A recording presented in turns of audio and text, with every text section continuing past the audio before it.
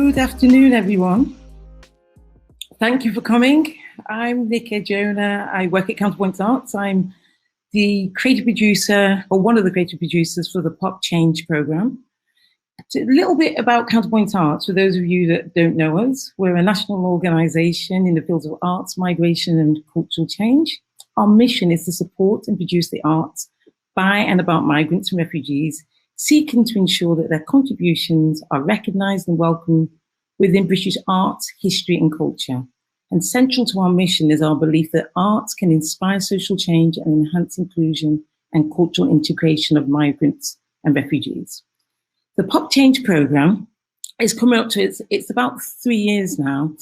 And really it was set up to develop the public understanding and appreciation of migrants and refugees in the UK using the power of pop culture and social change. So I'm going to now hand over to Biz. Biz, also known as K. Biswas, he's an editor, broadcast, and a critic. He's done a number of events with us already. I think he's freaking amazing. He's written for the Nation, the Times Literary Supplement, New Statesman. I think you said that you had something coming out with the New Statesman around this football stuff. He's also the editor for Representology, and if you haven't checked it out, we will put it in the chat. It's a wicked editorial that really has some great articles about diversification in the media. And he also, and I don't know where he has all the time to do all of this, he's also the director at Resonance FM. So without further ado, I'll hand over to Biz and I'll see you guys a bit later. Bye. Thank you so much, Nikki. As Nikki says, I'm Biz. I am delighted to introduce two magnificent panelists. I have Leah Cowan, who's the former politics editor at Galdem and the author of Border Nation, which is out now on Pluto Press. And the writer and researcher Selina Nwulu, whose creative work has been featured everywhere from The Guardian to Vogue and ID magazine. The three of us are going to aim to discuss popular culture in Britain and its potential in accelerating social change and addressing structural inequalities and promoting racial justice.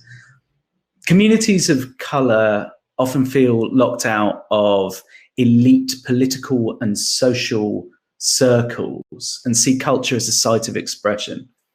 A new wave of radical pop cultural expression, which has been dormant for much of the 21st century, may be emerging in film and television, fashion, and music.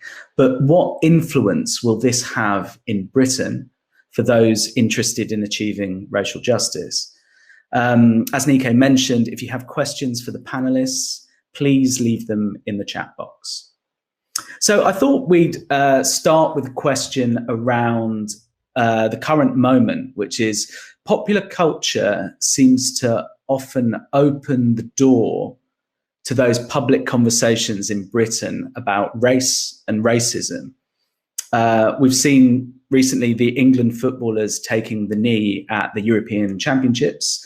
As a recent example, we also have at the start of the year Meghan Markle appearing on Oprah.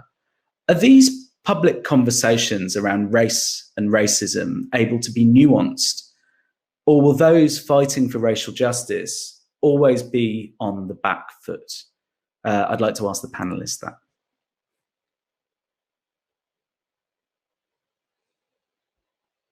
Leah, I don't know if you want to go first.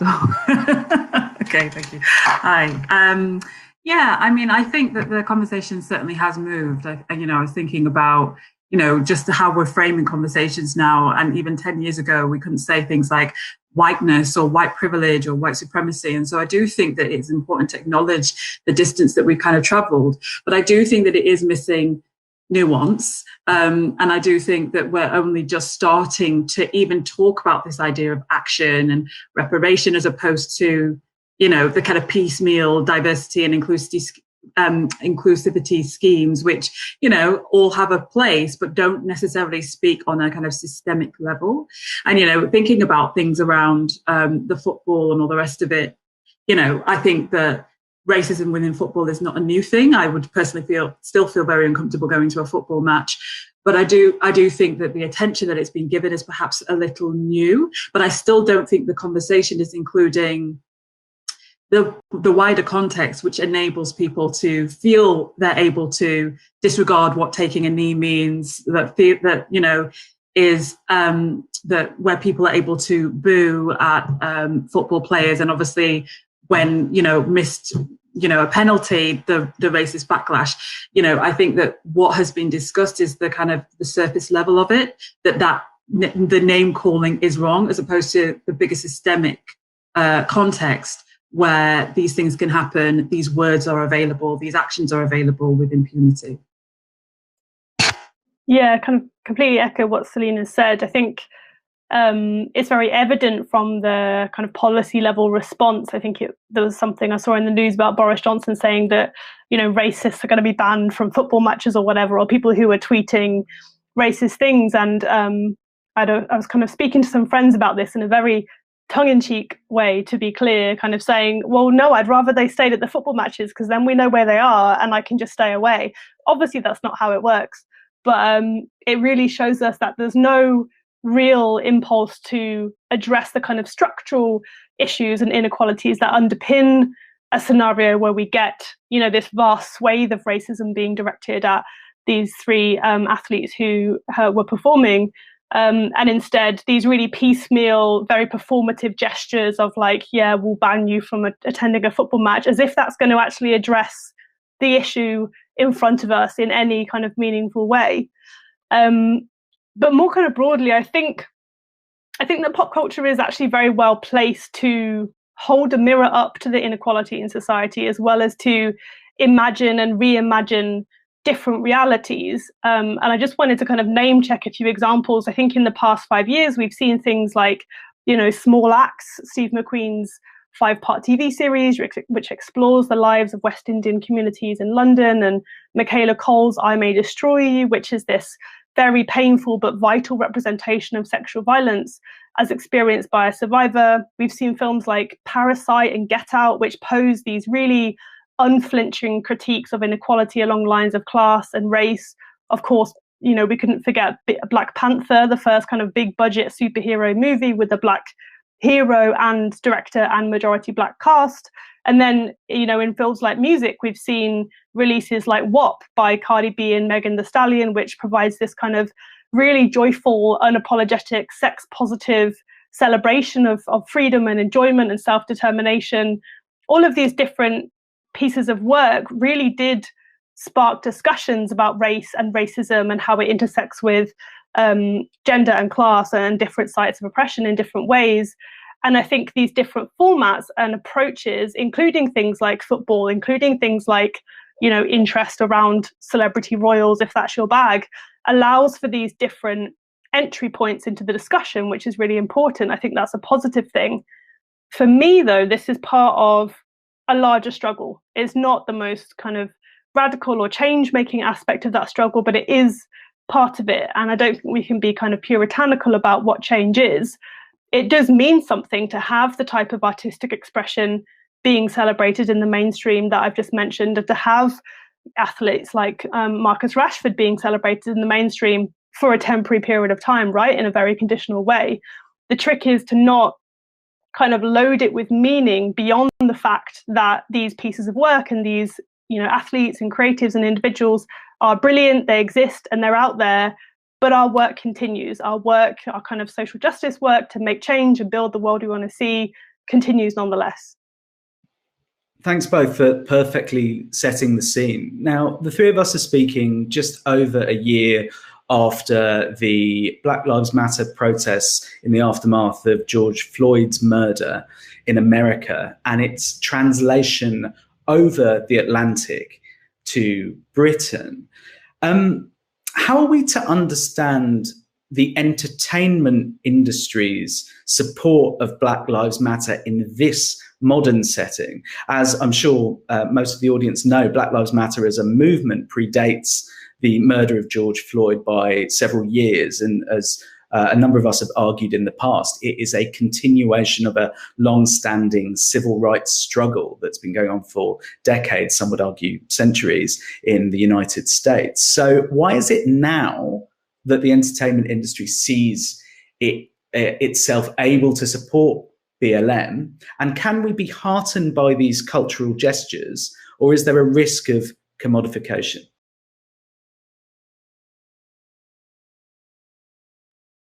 I'll jump in this time. I think, of course, social movements are always co-opted, or there are always attempts to co-opt them, I think.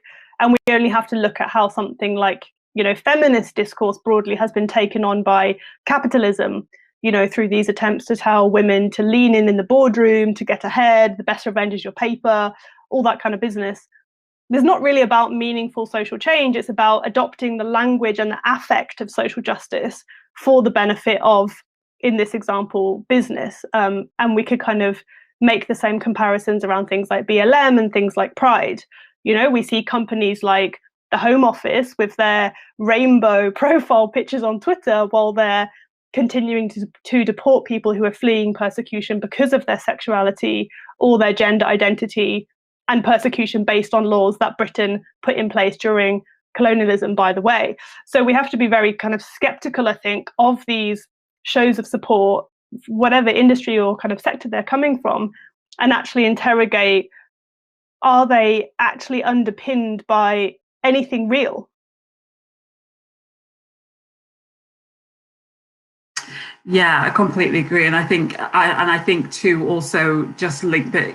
Yes, we can talk about the entertainment industry, but it is sector wide, and this idea of this commodification is definitely there, and you see it. I mean, you saw it, in the direct aftermath of the George Floyd murder, and the hashtags and the black squares that have never been followed up, as far as I can see, by any kind of tangible action. And I think this is the nature of the mainstream. We can also say the nature of whiteness, that it kind of consumes trends, and it consumes, cultures into kind of meaning, into something meaningless. So even the word woke, RIP, doesn't mean anything now because it has been co-opted. And so I think generally this kind of like BLM solidarity, I think while there are, some shifts have been made, we also have to be wary of how it is being diluted. And you think, in particular to the entertainment sector, it does have this kind of history of minstrelsy, right?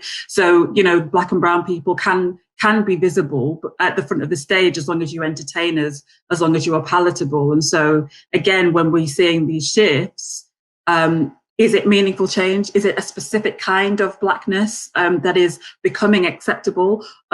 It comes back to this idea of systemic change, of deep-rooted change. And is it the kind of tokenistic view of BLM versus actually what people are actually calling for? I've always felt that politicians are decades behind sort of cultural shifts that take place. When I was born in 1984, we had a radical understanding of Black cultural expression that got to the top of the charts, that produced these wonderful, like, standout figures on television and in the music industry. And yet we had no one in Parliament who was a person of colour. And then 4 came in 1987. So I kind of understand about the Black experience being reflected in popular culture when those economic and political spaces are shut. But is it possible to harness the cultural success of Black artists for political and social change? And are we seeing the kind of early stages of that in Britain, would you say? I think my question would be, who is doing the harnessing? Do you kind of mean in sense of kind of artists using their art as a kind of vehicle for social change, or kind of other groups? I suppose I'm asking whether movements can be heartened by Black artists in a pop cultural space reflecting the idea that Britain is suffering structural racism, and can they use that, I suppose, wide-scale imagery and artistry to build social and political movements on the ground?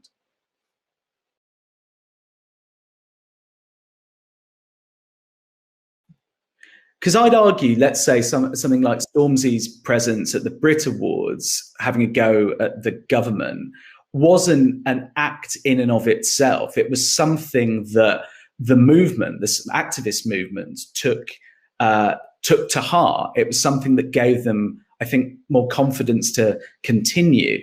And we see that in relation to let's say the Grenfell activism, when those political avenues were shut down just over a year after the Grenfell fire, we still had Stormzy keeping it alive, and the movement itself is still alive and will continue to seek justice for those who are killed there. Yeah, just to say briefly, because I think I'd have to have a bit more of a think about this, but I do think that it everything is like feeding into everything. So I don't know if, I feel like there's always like a tipping point, or, you know, like a moment that you harness and then other things can follow. So, you know, when I think about like even stuff around Stephen Lawrence and, you know, around Windrush, there was a critical point. And then the people that have already been, you know, talking, making work around that issue can kind of move forward and maybe be seen in a more visible way than they had been previously. But I think we could argue that there's lots of people who've been talking about Grenfell, talking about, you know, systemic racism, artists who aren't necessarily listened to. And so I think it's kind of strategic moments, which is part policy, part, you know, pop culture, part activism, on a grassroots level, that all kind of, you know, which forms part of this movement that, you know, that I think adds to it. But I think the power is that the storytellers, the artists, can give words and emotions to it in a way that maybe others can't. And so that's what maybe is the most visible. That's what takes hold, I guess, I think. Yeah, I definitely agree with you, Selina. I think it's all absolutely kind of interconnected and fluid, and really hard to pin down the causality of, like, it's interesting when you were saying, there's the idea that the activist movement took heart from Stormzy. My experience was like the reverse, in that, like, you know, the activism had been bubbling away for a long time. And by the time I got to Glastonbury and saw Stormzy on the stage saying that thing, I was almost a bit like, well, we're kind of past that point. I don't know if that's sacrilegious to say at this point, but I don't know. It was exciting, but the causality for me was kind of flipped, I think, which is interesting. I've got kind of two slightly probably incoherent thoughts about this. One is that, like, I don't see the locus of change being Parliament necessarily, or kind of parliamentary politics. So when you have something like, for example, the Kill the Bill protests, which were protests against the police, courts, crime and sentencing, I can never get them in the right order, that bill that we all know is terrible, that wasn't necessarily around, you know, our one sole focus here is to get Parliament to listen to us and to not make this bill happen, even though it sounds like that absolutely is what the protests are about. When the bill did pass through Parliament, that wasn't the kind of end of the road of that movement and that struggle and that piece of resistance. It was a kind of a part of it, which perhaps links tenuously to a point that Selina made around kind of Windrush as a really good example of something where, yeah, absolutely, there were people who'd been working on the issue for a long time, and maybe it was an opportunity where they kind of came to the fore and had their work recognised. And there were also people who hadn't been working on it for a long time, actually didn't have politics that aligned with the issues that were rising. Certain Guardian journalists, who I won't name, who actually profited quite a lot, you know, really expanded their journalistic portfolios off the back of the Windrush campaign, but then were very happy to go on a police ride along to a nail bar and do a raid themselves, like, you know, a couple of months later. So clearly not having the political underpinnings to match up with the issues that were like really affecting people in the here and now. So there's something interesting there, I think, for me, and around who kind of benefits from the pop culture trends, if you will, that spark up around different social movements. And yeah, absolutely linked to what Selina was saying about the nature of whiteness kind of being something that consumes trends into something meaningless, or at least something meaningless to us, right? Something that doesn't advance our struggles.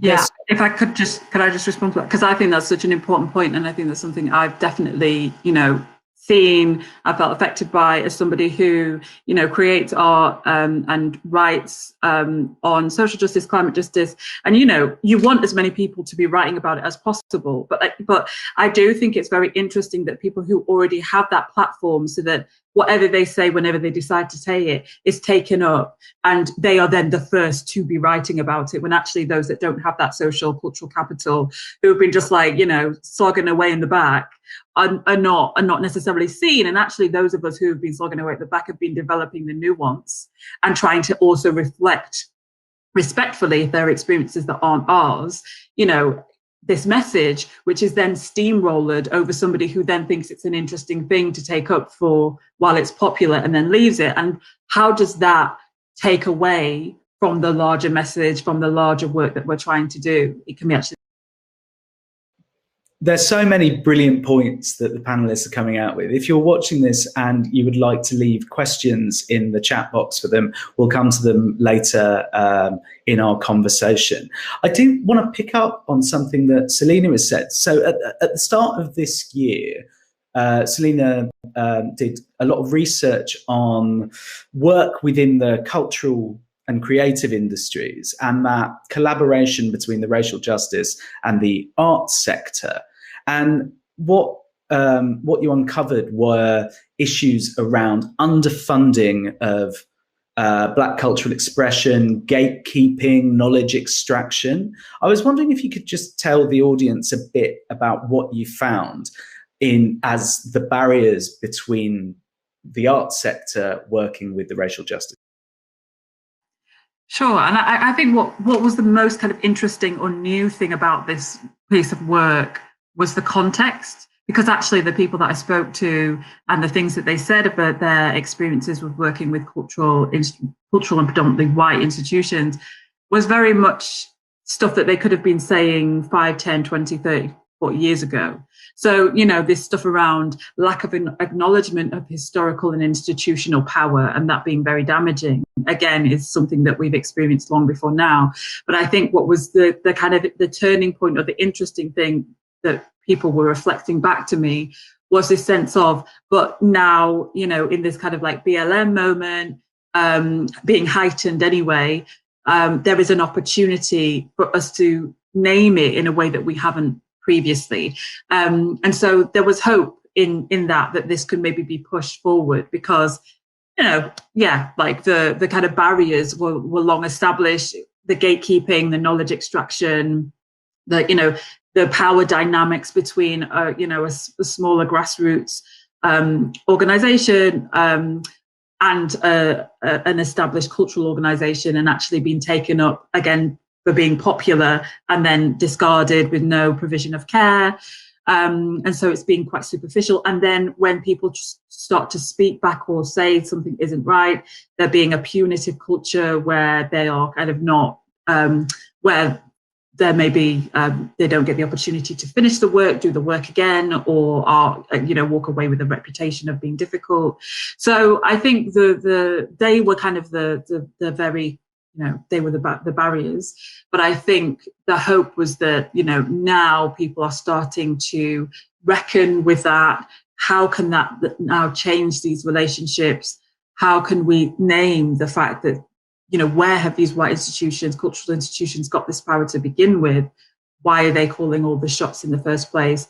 Cultural, but also financial power really is, runs through all these collaborations. And so again, if we're talking on a systemic level, then we have to have that conversation about where you've got this resource in the first place, to even be talking about issues that then, a Black or brown organization is trotted out for and then hidden away from. Why aren't those organizations making those strategic decisions?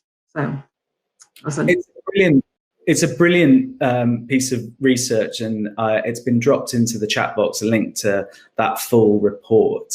There was another report out at the start of the year, which I was honoured to write the foreword for, which was called New Brave World.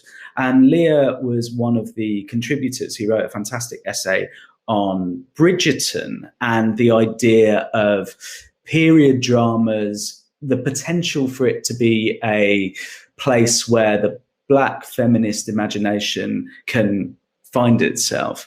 And in the most recent issue of Representology, of which I'm the editor, we did an interview between Lenny Henry and Amma Asante, who I think is credited as the first person to introduce Black characters within that historically white period drama space. And she argues very simply that no longer can the BBC have commission a period drama without having Black characters in it.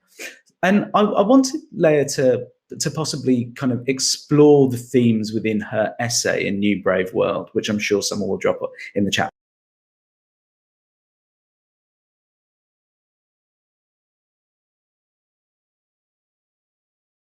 Oh, sorry, you're on mute. Classic pandemic rookie error. For a show like Bridgerton, I think we're being presented with kind of extreme wealth and decadence as our starting point. And in Bridgerton, as is very typical in a period drama universe, you know, women are bred and traded like cattle in order to consolidate or protect ostensibly men's access to land or property or capital. So I think when that's the kind of starting point of many of these period dramas, the extent to which Black women in particular can be shown as being kind of agents in their own and each other's lives is, as is perhaps kind of historically accurate, very questionable. But I think there were some really great instances in that show where I saw the potential, not as fleshed out as I would have enjoyed, but the potential for pop culture in this instance to be a site of expression and social struggle. And in Bridgerton specifically, there's the characters of Will the boxer and his wife Alice. And, you know, we really enjoy their decision to con their rich punters rather than kind of endlessly groveling to the aristocracy. And it's a kind of rare moment of, I can't think of any other instance of seeing a period drama where two Black working class characters, you know, name the inequality that they're subject to and work together to take action against it. And we're also kind of gifted with the characters of Lady Danbury and Queen Charlotte, who played by brilliant actors and weave very kind of compact, albeit but compelling kind of tapestries from their allotted bits of the narrative. But I think often these discussions lead to a broader question about kind of representation and is that enough? And I think we've kind of touched on that a little bit already. And I think representation in pop culture is certainly important as people of colour, as Black people specifically. We've experienced historical erasure in popular culture. You know, we've been left with the fallout of what happens when you don't see yourself represented, or you only see yourself represented in particular ways in the media around you. And that kind of works to maintain social inequality. But I think we always have to be quite careful that representation, as I'm sure I'll keep kind of banging on, is like part of this wider struggle. It's never going to be the end goal. It's part of these very different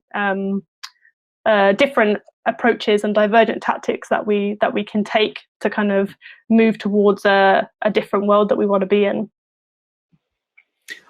I'd like to ask both of you about something that's been on my mind for a while, which is the influence of America over Britain and Britain's reaction to, I suppose, what is perceived as global events through the prism of America.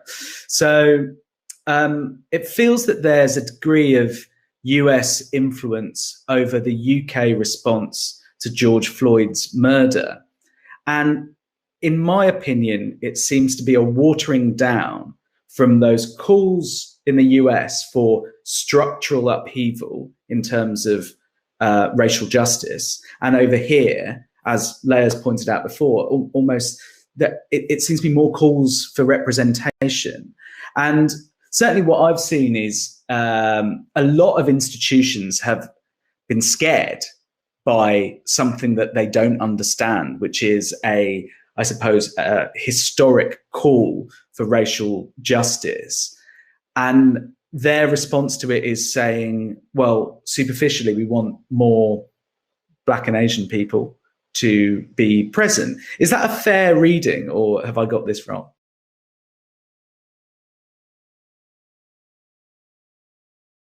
What do you think, Selina?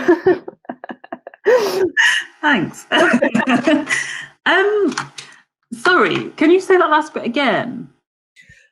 So in the US, it seems that the arguments being made by the Black Lives Matter movement have been calls to achieve racial justice in historically racially unjust America. Whereas over here, the public response seems to be calls for better representation for people of color rather than structural upheaval. And part of me wonders why that is. I mean, here's another example in terms of Me Too. It seems that when Me Too began in America, there was seemingly an understanding of women's structural, like historic disparity between men and women in the US. Whereas over here, it seemed to focus on individual acts that may or may not have been perpetrated on prominent individuals within prominent institutions like the BBC or Parliament. And I almost feel that through crossing the Atlantic, there's a bit of a watering down, to mix my metaphors. And I wonder why that may be the case, or is that a fair reading, or do you think that actually movements and activists on the ground are replicating the work of activist movements in the States?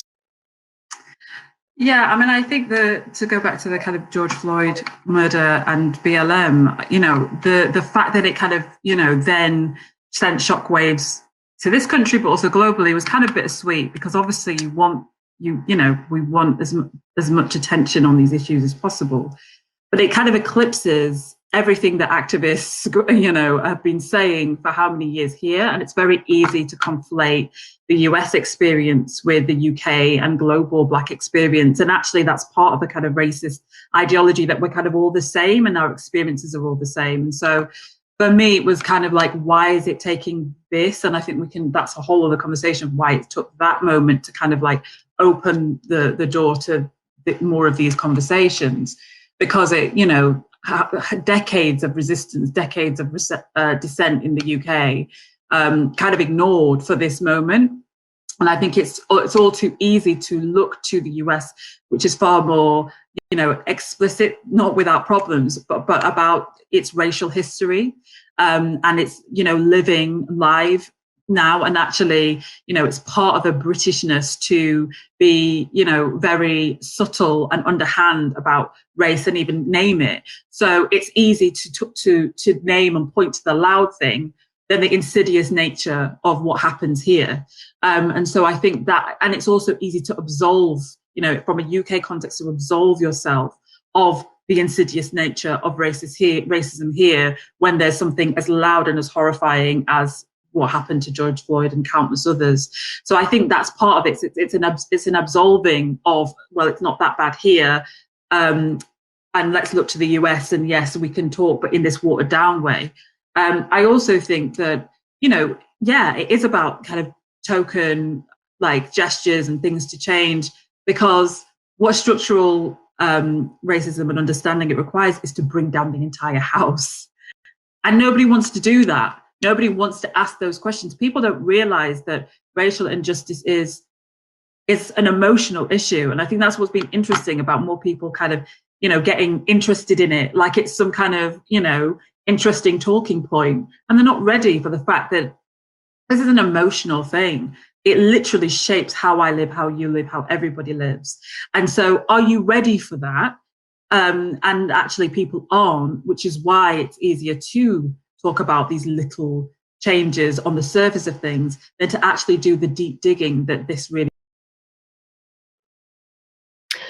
Yeah, I completely agree. Just to kind of add on what you were saying about it almost being this kind of interesting talking point, I definitely agree. That's been my experience too, that there's been this, I mean, I haven't been in both the US and the UK to kind of compare and contrast, but in the UK, it feels very much like there's this kind of atomization of the issue down to like individual instances or individual even kind of institutions or individual statues about, you know, if we can tackle this one thing, then maybe that's the solution, or that's enough. And I was with some friends, the person who made the comment was an acquaintance, not a friend, but they kind of said they're trying to regale me with this story about a particular footballer. This was many months ago, who didn't want to take the knee, and they didn't want to wear the BLM shirt or something. And he was like, isn't that really interesting? Isn't it interesting that he doesn't want to do that? And I was like, well, not really. Like, he's an individual. Just because he's a black football player, it doesn't mean he's going to, you know, be on board with BLM or want to be kind of tokenized in that way. And the fact that the conversation was getting boiled down to this thing of like, oh, there's this one black person and they don't want to do it, and therefore perhaps that unravels the whole thing. It just, I thought was quite kind of a good example of that atomizing, and the way that the kind of conversation boils down to, no real discussion of like meaningful structural change, and more these kind of little talking points of little instances without much really thought or action underpinning it. I think a lot about those potential George Floyd moments that we've had, certainly in my lifetime in Britain, that were very successful at getting the deaths of people of color into the public eye, but then being unable to sort of create a movement in the way that in the aftermath of Floyd's murder, a movement was created around it. And I'm thinking of, let's say, the death of Mark Duggan, the death of Sean Rigg, the death of Joy Gardner. You know, there have been countless moments. But what I find really interesting now, because of, I think, the fear of a movement being created, it's crystallized in this counter reaction. And something that I've heard a lot about George Floyd is that the same things that were bandied around when Mark Duggan was killed, which was, this person was not a good person. This is from a kind of white lash perspective. You know, they had morals that weren't considered, you know, worthy of support, worthy of a movement being created around them. And I wondered if we could talk a bit about this counter reaction that's clearly taking place. There's like, feelings of progressive black empowerment by the white majority hides the great unsaid, which is there's been a nativist backlash over the last 20 years in every Western country, whereby there's a blurring of the lines between the historic conservative right and the far right. And, you know, things that were considered post-war social or Christian democracy in America and in Western Europe have now become almost a fight between establishment parties and the perception of like far right parties on the outside. In many cases, Holland, Denmark, Norway, Switzerland, there's been a complete, fusing together between conservatism and far right nativism. And I was just going to ask you, what are we to make of these recent attacks on wokeness and the bemoaning of identity politics with the backdrop of this growth in nativism?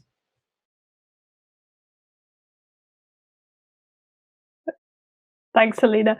I think it's interesting. I think there's a lot of discussion about this idea of a culture war and kind of things like debates about statues and people being deplatformed and concerns about free speech and old tweets being dragged up that are problematic and people being penalized for them, rightfully or wrongfully so. And I kind of wonder if sometimes that kind of culture war idea is something that's quite kind of, if not manufactured, then kind of amped up or exaggerated by media, by people like me, so that they can, report on it as a concrete thing.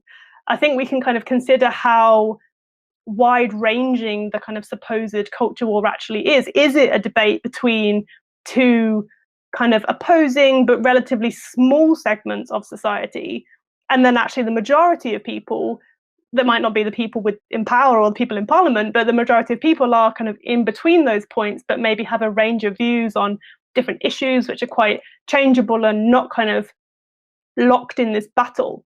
I think these discussions seem to include a lot of focus on symbols and kind of, as I was just saying before, kind of penalizing individuals rather than criticizing structures and trying to rectify their impacts. And I think symbols are, of course, important. And, you know, I don't think it's where the site of the battle actually is. What underpins someone's commitment to, for example, you know, keeping a statue of Churchill standing is a wish to kind of not disrupt the status quo, a refusal to recognize the history of colonialism linked to this country. And I think that's a big part of the difference between the way discussions pan out in the US and here. There's this kind of ongoing denial of the fact that Britain has invaded, you know, 90% of the world, even if we kind of apparently don't, you know, see racism in our face in this stark manner, and a kind of lack of will to do anything to address the legacy of that, which continues into the present day. You know, removing the statue doesn't address this necessarily. It might provide some respite to us as people of colour and people from formerly colonised countries, and that is valid. But I think, as I've been saying, I'm more kind of interested in structural change. Are we developing justice and, you know, recovery approaches in our communities, which means that we don't need to call the police when we see or experience harm? So yeah, I think sometimes I'm a bit cautious around this idea of a culture war in itself, and I kind of want to, invite us to bring a bit more nuance into that and think about who are these groups that are having these discussions. I hear a lot about it because I'm on Twitter, but is that, you know, a bit of a bubble, and what are the kind of broader discussions and debates and positions that are being held?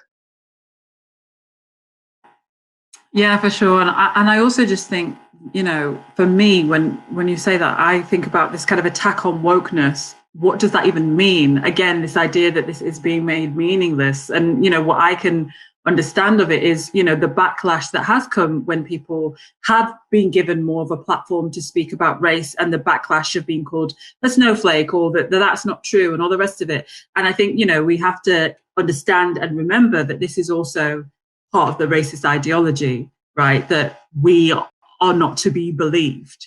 So, you know, like, to understand and listen to that without demeaning it and calling it, you know, woke or being a snowflake or being paranoid, to actually believe it is to trust me, is to trust Black and brown people. And inherently within racism, that doesn't happen. So even with the backlash, that in itself is just racism continuing and maintaining its status quo. Why would you trust me? Why would you say that I am a source of authority? Well, that flies in the face of what you believe, of what culturally is believed. So, you know, for me, it doesn't make it any easier, but for me, it does reflect the bigger issue, and the fact that part of this kind of backlash, this resistance, these culture wars, is the attempt to maintain the status quo, which is kind of based on this. I think I also wanted to pick up on one of the points that you made, Biz, around this kind of fear of a movement. I think it's quite important to be clear that there is a movement. It's not something that's a threat or something that might happen and there needs to be a backlash to kind of stop it from happening. It's already here, and I think it's really important to really kind of conceptualize the fact that there are people, grassroots groups, individuals, kind of chipping away at the hostile environment, for example, from every angle. People that are fighting back against things like right to rent, people that are fighting back against things like raids, people that are working around police monitoring and brutality. Even if the way that a kind of movement is maybe conceptualized in media or film is, you know, a load of people on the street with placards, yeah, that's an important part of movements and struggles, but actually there is a massive anti-racist resistance movement in this country, and a long history of it, of course, and that is already happening. That's not something that's a threat that, you know, the backlash can keep down. It's here to stay, and it's going to continue. I think that's a really good point. I suppose what I would say is kind of, unlike the US, those movements are yet to be part of a national story in the way that, say, something like MLK Day, Black History Month, even some of the pop cultural expressions through film and music have been center stage in associating, I suppose, Blackness with America. I feel that whilst those movements have been going on since, the post-war waves of migration, it's only now that we can have a national conversation about Britain that includes, even though it might be individual, people of colour. And I feel that our movements need to spend time in finding ways of recreating that history of our presence here that can form a coherent narrative to include us in the British national story. And I think that lots of people are fighting for that, but I do still feel that we're in the early stages. But I was hoping we could go to some questions from the audience. Let me read a few out for the last 15 minutes. Here's a question. A friend recently said that his wish that England should not win the Euros because of the way that win would have been used by the government to gaslight on racism in this country and gloss over its corruption and incompetence.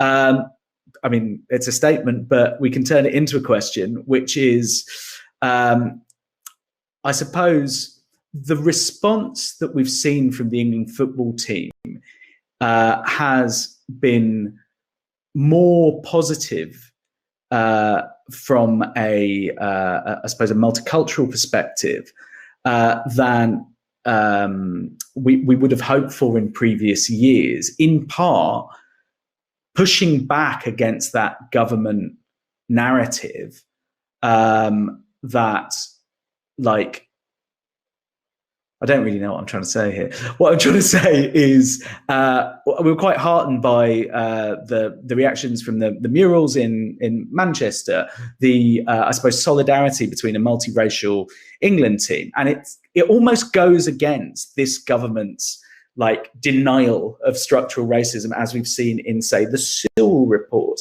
which came out at the start of the year, that basically says racism doesn't exist. Do we have any thoughts on that? Yeah, I mean, I suppose my understanding of the question is in an alternate universe where England had won and we hadn't seen, as you say, the kind of mural of Marcus Rashford being defaced, what would that have meant and how would that have felt, and how would the Conservative government have co-opted that? Absolutely, of course they would. They would take any opportunity to try and say, look at this good thing that's kind of nothing to do with us but something to do with England, and ignore the fact that we've been killing loads of people throughout the pandemic. But yeah, I suppose beyond that, I'm not really sure that I have many more kind of feelings about it, really. I think it seems quite obvious that would have been, I mean, you can just see from Priti Patel's kind of mealy-mouthed tweet saying that the racism that Marcus Rashford has received is terrible or whatever. It's clear that they just kind of bend whichever way they think is necessary in order to kind of say and do the right thing, which I think is maybe the bigger theme of definitely kind of state government level responses to the kind of anti-racist protests over the past year or so, is they've waited till the last kind of possible moment to say or do anything gesturally or performatively in solidarity with these movements, and only because it would have been bad if they had not. It's not kind of particularly rooted in any. Yeah, I don't have much more to kind of add to that. I find it all really complicated, and football in itself is just so much part of this kind of nationalist, patriotic, project that the game in itself is something that I don't feel I can enjoy because it bleeds into it. I also think that it's just important. I think many people are more heightened to race now, but these things have always happened. And so, it is about a response, like they were saying, because now more people are watching and they're expecting it. Where were these, very flimsy statements of, concern or, criticism or whatever against the racists in the 80s. I mean, you know, that's what I would have liked to have seen in a kind of meaningful way. So, yeah, I think it is just about the kind of where we are in this moment and what, you know, slightly more that is being called of politicians to have a stance, some kind of stance on race. What it actually means, well, we can see what it means within their policies, and it means nothing. Yeah, it's also, I mean, yeah, I similarly don't kind of engage in football for similar reasons, but I think it's interesting how short people's memories can be. You only have to look back to something like the Hillsborough disaster. You know, the government doesn't really care about football fans broadly, particularly if you're kind of working class, whatever your kind of ethnicity or racial background is. So, yeah, it's kind of bizarre to me that people's memories can. We have a question from Deepesh who says, what do the panel think about popular cultures that are allowed the space to grow and spread while simultaneously putting up barriers for certain groups and cultures of people and those popular cultures which are denied spaces to grow? So this is a question around, I suppose, barriers to I suppose, creating popular culture, I would say. I suppose my kind of entry point into this question is I used to work in a big theatre in central London, and it was, yeah, kind of very notable the amount of Black directors and Black plays written by Black writers that you had put on, as opposed to the space given to, like, you know, to at least 2 Shakespeare, like by the same guy, like every year, you know. So that disparity is very evident. I think in terms of, maybe I'd need a specific example actually to have more of a response to that. But I'm sure Selina will actually be able to input more about the way that funding is allocated. I'm sure it's very disproportionate along lines of whether it's like a Black-led organisation or a kind of longer established white. Well, yeah, no, I think I might need a bit more context as well. Is the question asking, you know, about,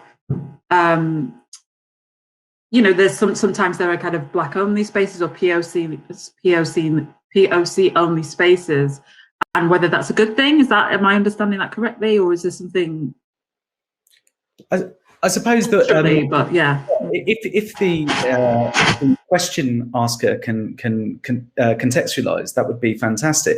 What I've seen in sort of my area of media, let's say, is I've seen the attempt at Black and Asian-led initiatives in a historically like white saturated space start over the last 5 years. Leah, you were obviously working at Galdem. There were, you know, there are other organizations like Black Ballad and Skin Deep.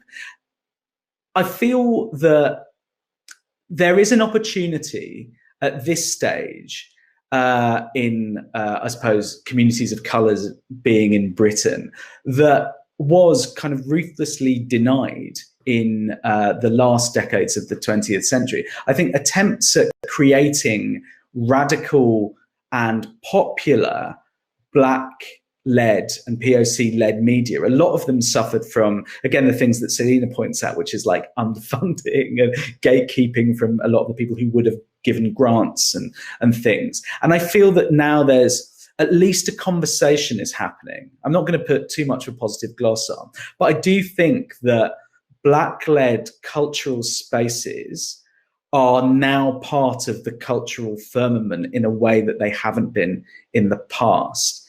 Maybe I'm being naive, but that gives me a lot of hope. I think in terms of hope for me, and it kind of links to the point around representation, yes, it's brilliant that there are Black-led initiatives and publications that are being given funding or you know, grabbing that funding themselves. I think there has to be a question around how are you setting up those spaces? You know, are you allowing your workers to unionize? How are you kind of running and managing those organizations? And also a question around, if a lot of money is being thrown at you, are you tearing up the rule book? Are you reshaping the industry? Or are you kind of creating a parallel structure that fits within the status quo, but enables, you know, a bunch of donors or funders or trusts to say, like, yes, we're giving money to these Black people setting up this magazine, and that means that we're great. There's always that threat of being kind of co-opted and tokenized. And what kind of Biz was saying around those radical mouthpieces, having pieces of pop culture in this specific instance, you know, journalism or publications that actually have that like firm political foundation that's underpinning the work that is done. I think there's still a big gaping hole for that to be filled. Yeah, I think that's a really good point. And I think just to stress this idea of, you know, Black-led or POC-led spaces, you know, on the surface of things may look good and new, but if you are replicating the same structures, right, of, you know, it's an ableist structure, it's you know, the gender dynamics are awful problematic, you know, all of these things. I think what happens is when we think about race and we're forced to think about race, we're missing nuance. So actually, it's not enough just to be a POC or Black space.